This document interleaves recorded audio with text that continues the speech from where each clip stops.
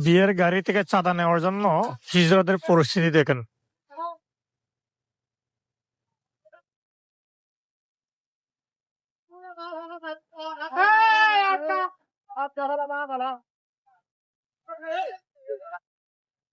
কি অবস্থা দেখো,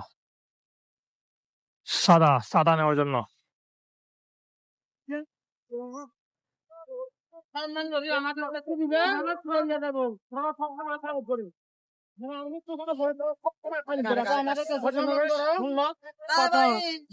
চাঁদার অবস্থা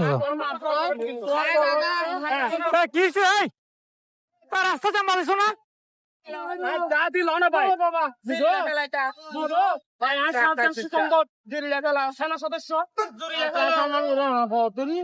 ঠিক আছে রাস্তা জামা দিছো তো